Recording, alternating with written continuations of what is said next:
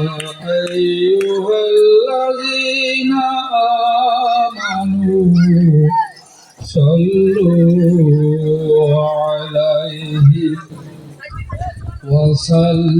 وسلموا تسليما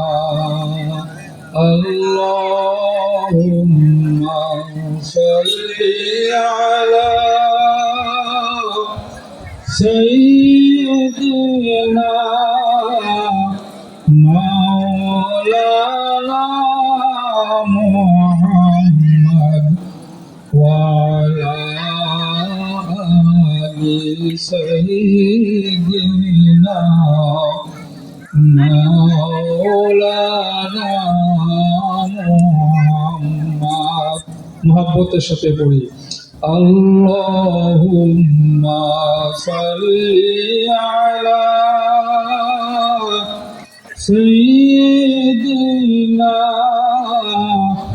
maulana Muhammad wa ala ali sayyidina maulana Muhammad নবীর উপর দরুদ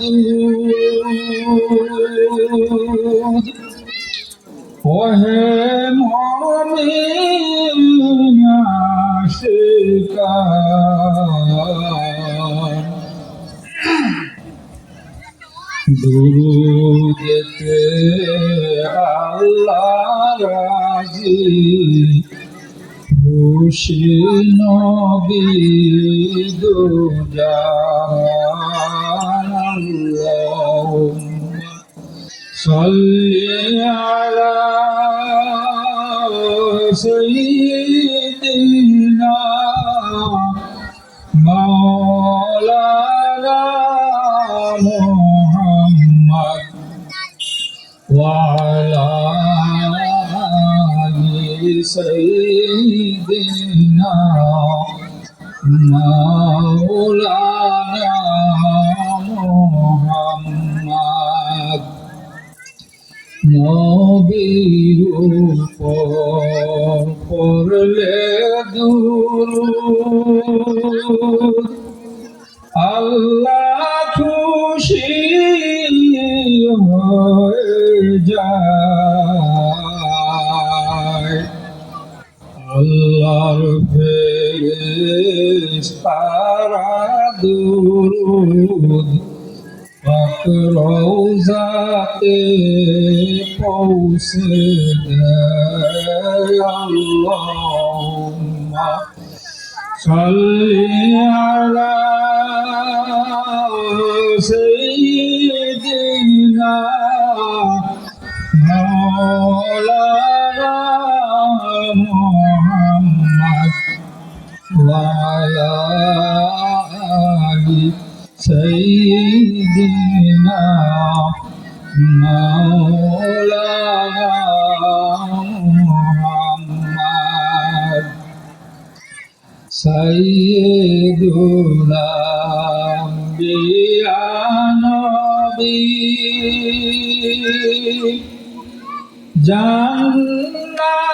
জান্নাতের সরদার নবী মোর নবীর আগে জান্নাতে না যাইবেন কোন নবী আল্লাহুম্মা সাল্লি আলা সাইয়্যিদিনা মাওলানা মুহাম্মদ ওয়া আলা আলি সাইয়্যিদিনা মাওলানা মুহাম্মদ সুবহানাল্লাহ আলহামদুলিল্লাহ লা ইলাহা ইল্লাল্লাহ Subhanallah walhamdulillah la ilaha illallah la ilaha illallah Muhammadur Rasulullah বাবা আদম পয়দা হইল পিতা মাতা সারা আল্লাহ তাআলা কুদরতি হাতে আদম করলো পয়দা সুবহানাল্লাহ walhamdulillah la ilaha illallah la ilaha illallah Muhammadur Rasulullah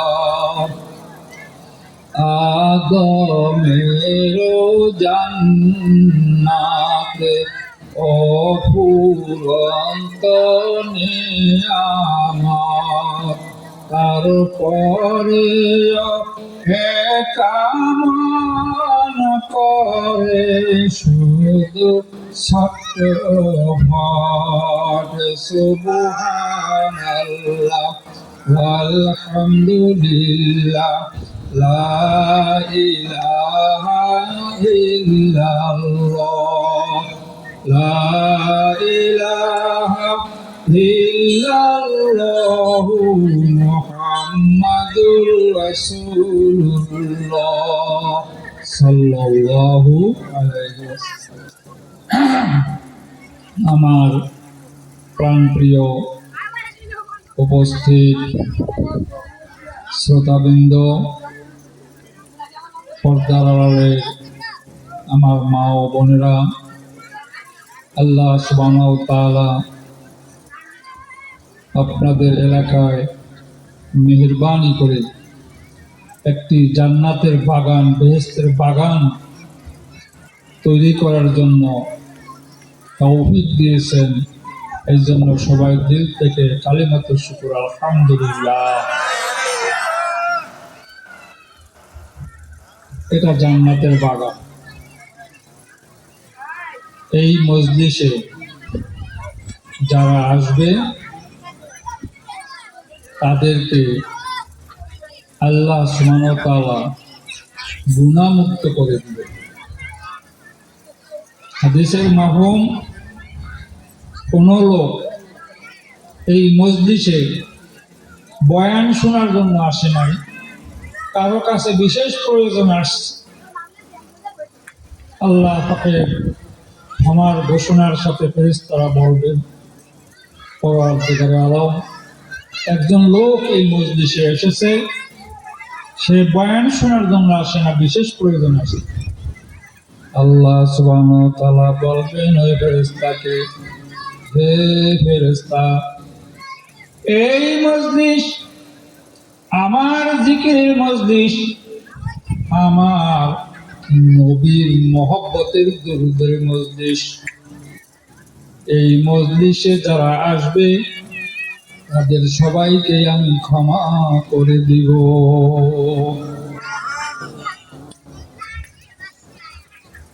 অল্প সময় কিছু কথা বলার তৌফিক আল্লাহ পাক যদি দান করেন ছোট্ট একটা আমলের উপরে কথা বলবো ওয়াজ নসিহত তো বহুতই শুনেছি কিচ্ছা কাহিনী আমি সামান্য সময় হিসাবে সময়ের দিকে লক্ষ্য রেখে ছোট্ট একটি আমল যেটা সবার পক্ষেই করা সম্ভব এই আমলের উপরে কিছু কথা বলবো আল্লাহ সুবহানাহু ওয়া তাআলা সর্বপ্রথম যখন সৃষ্টি জগতের কিছুই সৃষ্টি করে নাই একমাত্র কেবলমাত্র শুধু আল্লাহ আছে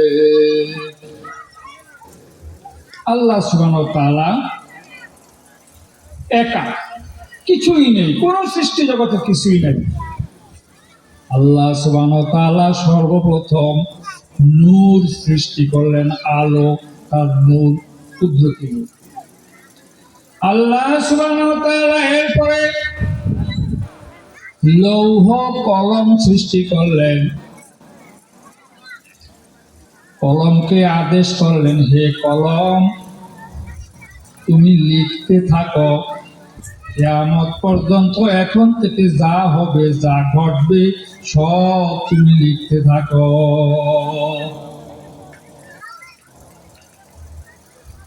কলম লেখা শুরু করলো। প্রথমেই কলম লিখে ফেললো বিসমিল্লাহির রহমানির রহিম। এর আগে বিসমিল্লাহ ছিল না। লৌহ কলমের কলমে কি করলো? কিয়ামত পর্যন্ত যা ঘটবে তা লিখতে গিয়ে সর্বপ্রথমে কি লিখলো? বিসমিল্লাহির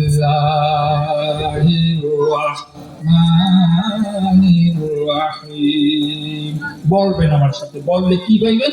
আলোচনা পাইবেন। যতটুকু শুনতে অনেক সময় এই আলোচনা হলো সমুদ্রের মতো। মনে করেন সমুদ্রের কানিতে একটু নামিয়ে আমরা একটু হাতে লইলাম, এই অনেক লম্বা ছড়া যে আজকাল মাহফিল তো ভালো কথা, আর কয়েক মাহফিল শেষ হবে না। তারপরে যতটুকু আল্লাহ তৌফিক দেন, ক্ষমা তৌফিকি ইল্লা বিল্লাহ। পর্দার আমার মা বোনদেরকেও বলবো, আলোচনার দিকে একটু খেয়াল করেন, জীবনে আমলের নিয়তে খেয়াল করেন। আমরা যারা শুনতেছি তারা আমলের নিয়তে খেয়াল শুনবো, এবং বাড়িতে মা বোন এবং অন্যের কাছে পৌঁছানোর নিয়তে শুনবো। তাতে লাভ হইব কি? এখানে হাদিসের আলোকে কথা হবে। একটা হাদিসের মাধ্যম এরকম, আল্লাহ রাসূল বলেন, আমার হাদিস যদি কেউ কারো কাছে নিয়ে পৌঁছাইয়া দেয়, সে আমার সাথে জান্নাতে থাকবে।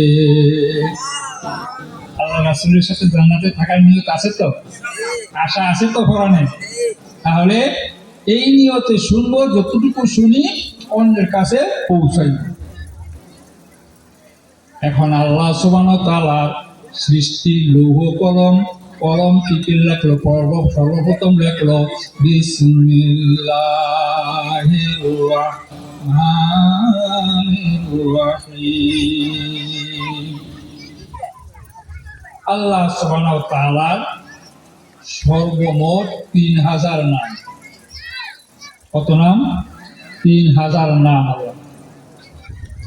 আল্লাহ সুবহানাহু ওয়া তাআলা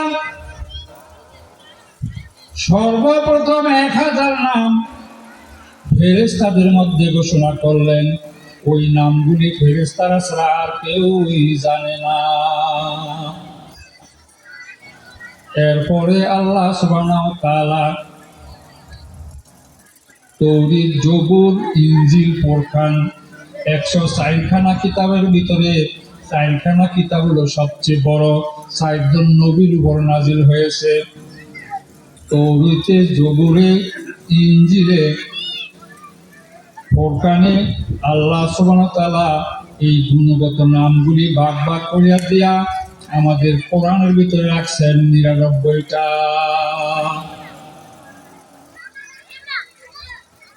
একটা নাম আল্লাহ সুবহানাহু ওয়া তাআলা রিজার্ভ রেখেছেন, যেটা কাউকে বলেন নাই, কাউকে বলবেন না।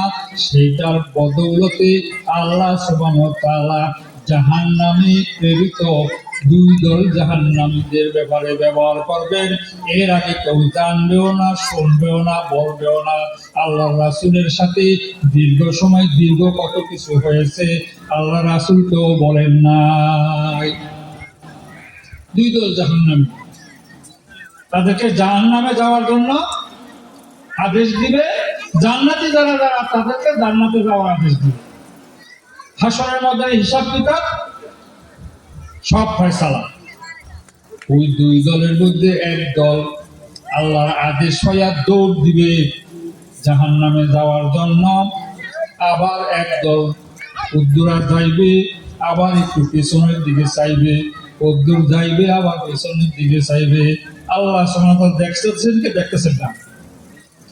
আল্লাহ সুবহানাহু ওয়া তাআলা বলবেন, তোমরা আসো, তুমি তো দৌড় দিতেছিলে কেন? আর তুমি যাইতে যাইতে পিছনের দিকে তাকাইলে কেন? যিনি পিছনের দিকে তাকাইলেন তিনি বললেন, আল্লাহ আমি তো জাহান্নামী, দুনিয়াতে আমার জীবন জাহান্নাম কামে করে আসছে, জাহান্নামে যাইব। আমি জানি আপনি রহমানুর রহিম, দয়ালু দাতা। আমি আপনার দিকে চাই, আপনার রহমান নামে ওসিলায় যদি আমি এই জাহান্নামের থেকে বাঁচতে পারি। জাহান্নামের আগুন আল্লাহ সইতে পারবো না, জাহান্নামে অদমকে ফেলে দিলেন না। এখন যে দৌড় দিছে তুমি দৌড় দিলে কেন? সে বলে, পরবর্তীকালে আলম, দুনিয়ার জিন্দগিতে আপনার কোন আদেশ পালন করি নাই, এখন আখিরাতের জীবনে আপনার এই আদেশও যদি পালন না করি, তাহলে আমার মতন অধমা মতো জাহান্নামে এমনিও যাই করবে জাহান্নামে। তাই আপনার আদেশটাকে গুরুত্ব দিয়ে আমি দৌড় দিলাম। আল্লাহর আদেশ মানছে, শুনলে জাহান্নামে যাওয়ার কথা। আল্লাহ সুবহানাহু ওয়া তাআলা বলেন, হে আমার জাহান্নামী বান্দারা, আমার 3000 নামের মধ্যে একটা নাম আছে গোপন, কেউ জানে না। ওই নামের উসিলায় আজকে আমি তোমাদেরকে জাহান্নামের থেকে মুক্তি দিয়া জান্নাতি বানাইয়া দিলাম।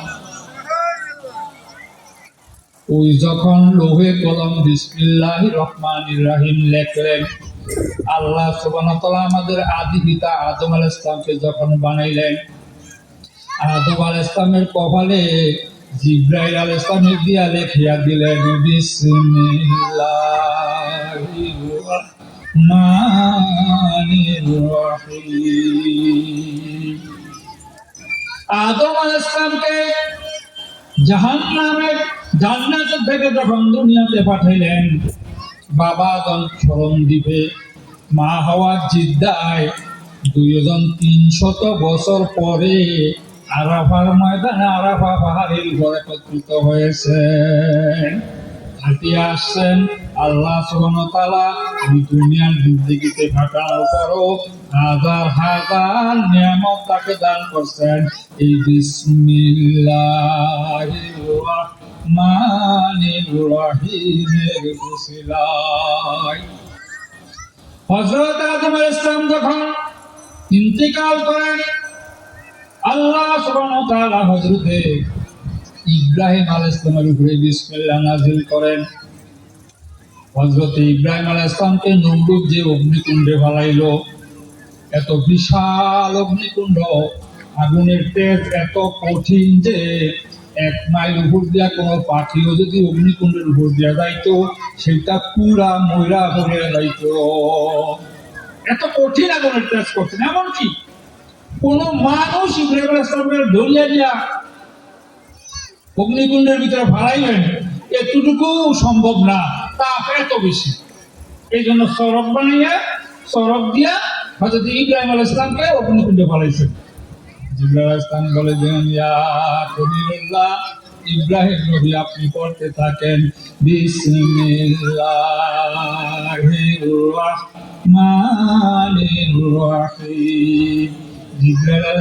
ইব্রাহিম খলিল যখন বিসমিল্লাহির রহমানির রহিম বললেন, আর ওই কুয়ার মধ্যে, আগুনের কুণ্ডের মধ্যে ফালাইতেছিল, তখন বিসমিল্লাহির রহমানির রহিম বললেন, আগুনের কুণ্ড এমন সুন্দর ফুল বাগিচা হয়ে গেল, এত শীতাত হয়ে গেল যে তার একটা পশমও পরা যায় না। উসিলা কি? বিসমিল্লাহির রহমানির রহিম। এরপরে আল্লাহ সুবহানাহু ওয়া তাআলা হযরতে ঈসা আলাইহিস সালামের উপরে বিসমিল্লাহ নাযিল করলেন। আল্লাহ সুবহানাহু ওয়া তাআলা ঈসা আলাইহিস সালামের জিহ্বার ভিতরে জিবরাইল আলাইহিস সালামের দিয়া বিসমিল্লাহির রহমানির রহিম লিখে দিলেন, যার বদৌলতে বাপ ছাড়া সাধারণ নিয়ম হইল পিতা মাতার মিলনে মানুষের প্রোডাক্ট হয়, এইটাই তো স্বাভাবিক নিয়ম, এর ব্যতিক্রম হইতে পারে না, এইটাই আমাদের বুঝ। কিন্তু আল্লাহ সুবহানাহু ওয়া তাআলা কুদরতে আলম, কাদের কুদরত, আল্লাহ সুবহানাহু ওয়া তাআলা এই পিতা ছাড়াও সন্তান দিতে পারেন, সেটা হযরত ঈসা আলাইহিস সালামের দ্বারা আল্লাহ প্রমাণ করছে। আল্লাহ সুবহানাহু ওয়া তাআলা জিবরাইল ফেরেশতার দ্বারা হযরত মরিয়ম আলাইহিস সালামের গর্ভে ফুট দ্বারা ফুট দিয়া সন্তান দিলেন। এই সন্তান নবী করিয়া পাঠাইলেন। মা মরিয়ম আলাইহিস সালাম যখন সন্তান প্রসব করবেন অস্থির হয়ে গেলেন।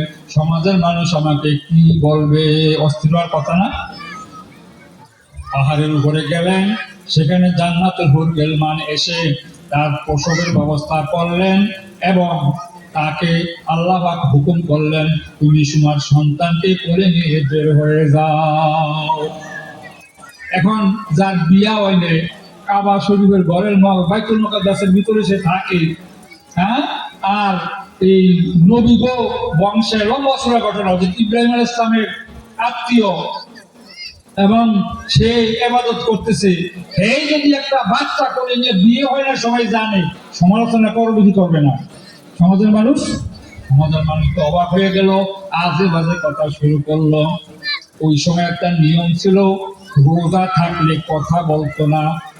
মরিয়ম আলাইহিস সালামকে আল্লাহ বললেন, তুমি মানুষকে বাধা দিয়ে যা বলে মুখে ইশারা করবা তুমি রোজা, আবার পরের দিকে আঙ্গুল দিয়ে দেখাই দিবা তোমাদের যার যার যা বলতে হয় আমার এই শিশুর সাথে বলো। মরিয়ম ইসলাম যখন এই কথা বলছে, ওরা হিজি করে আসিয়া দেওয়ার কথা না, এই কোলের শিশু কি কথা বলতে পারে? হাসিয়া দিছে। হযরত ঈসা আলাইহিস সালাম সবাইকে লক্ষ্য করে বলে, তোমরা শোনো, আমার মা পাক পবিত্র। পবিত্র কোরআনের ভিতরে অনেক পবিত্রতা আছে। আমার মা পাক পবিত্র। আল্লাহ সুবহানাহু ওয়া তাআলা আমাকে তোমাদের কাছে নবী করে পাঠাইছেন। অন্যান্য নবীরা দুনিয়াতে আইয়া নির্দিষ্ট সময় নবী হইছে, এই নবী হইয়াই ভবিষ্যৎ হইছে।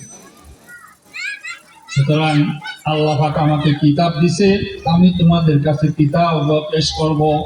সবাই অবাক হয়েছে। অবাক হওয়ার কথা না, এই কোলের শিশু কথা বলতেছে। তার ভিতরে যে বুজুর্গিরা লাইবিয়া দিয়েছেন সেটা তার দিব্যাই লিখে দিয়েছিলেন ফেরেশতা দিয়া, বিসমিল্লাহির রাহমানির রাহিম। আল্লাহ সুবহানাহু ওয়া তাআলা নূহ আলাইহিস সালামকে অগণিত অসংখ্য সম্পদ দান করেছিলেন। নূহ আলাইহিস সালাম ৮০ থেকে ৮২ জন লোককে দাওয়াত দিয়া মুসলমান বানাইছে, ইমানদার বানাইছে। বাকিরা সব বিরুদ্ধে আল্লাহ সুবহানাহু ওয়া তাআলা গজব হিসাবে বন্যা দিয়ে পানি দিয়ে সব ধ্বংস করে দিবেন। এই জন্য নূহ আলাইহিস সালামকে বললেন, তুমি একটি নৌকা বানাও, কিস্তি বানাও।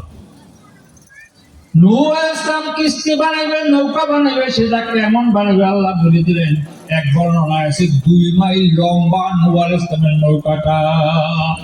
কয় মাইল? ২ মাইল লম্বা। সেই হিসাবে অন্যান্য বর্ণনা আছে, সময় সংকট দিকে আমি সংক্ষেপে হিমটুকু বলার চেষ্টা করতেছি, বিস্তারিত বলার দিকে যাচ্ছি।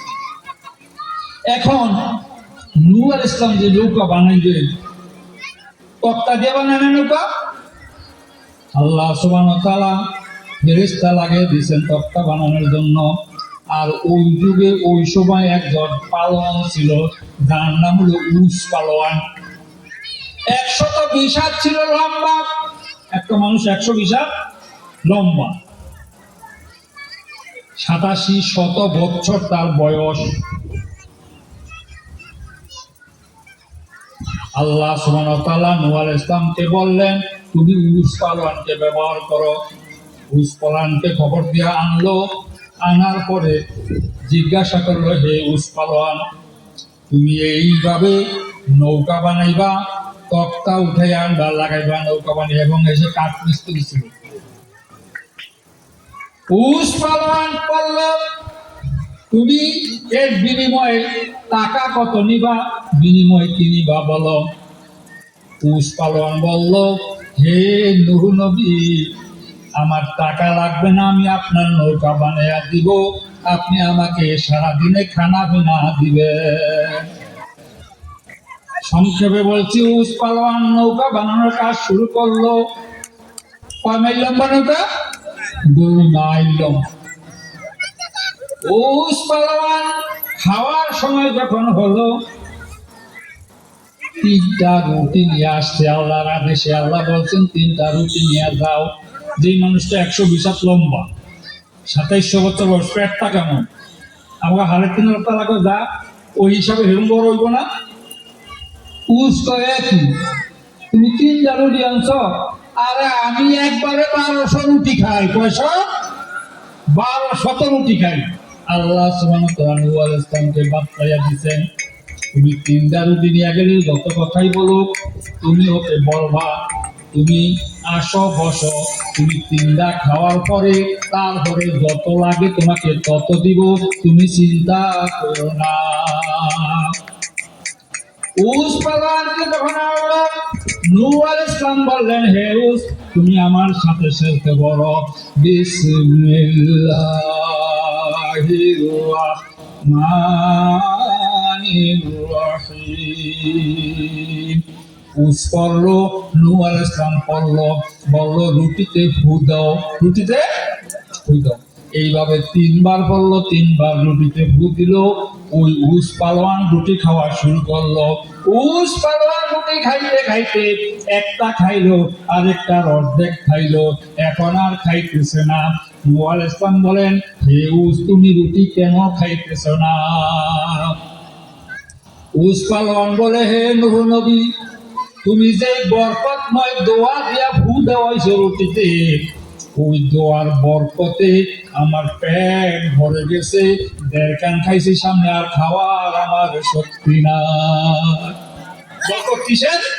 বিসমিল্লাহির রাহমানির রহিম।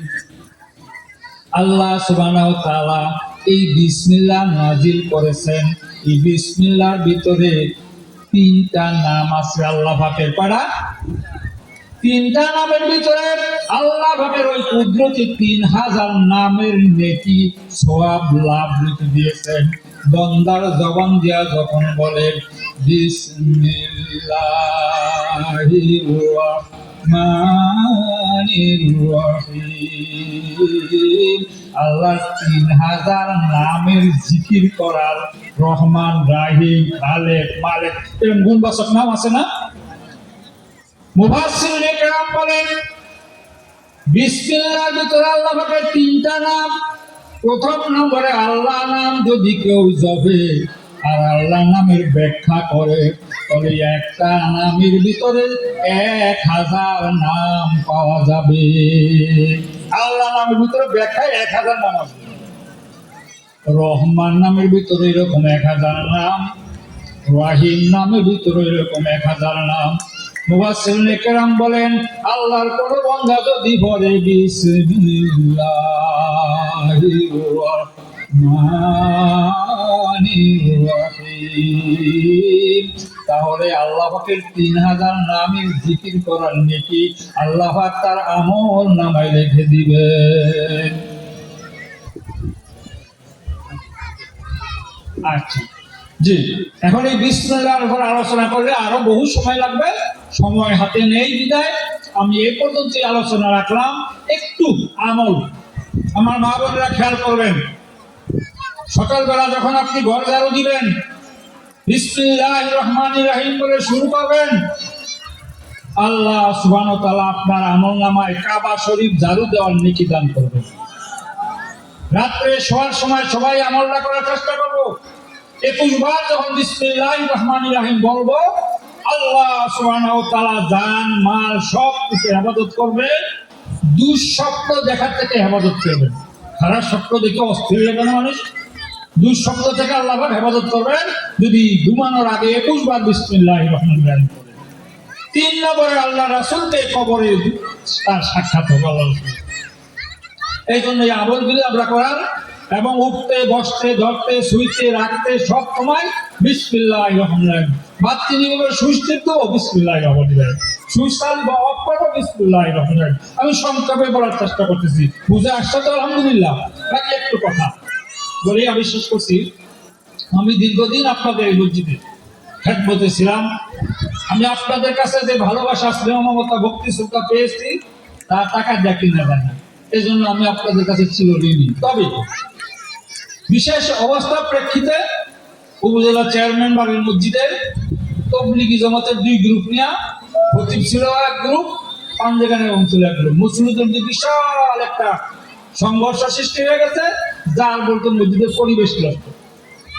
আপনারা সবাই চিনেন নাম বলে নাসির খান ঢাকা থেকে, উপজেলা চেয়ারম্যান মঞ্জুর খান, সিরাজ খান, এরা সবাই সরাসরি আমাকে বল, আমাদের মসজিদের পরিবেশ তৈরি করা, ঠিক করার দায়িত্ব তোমার।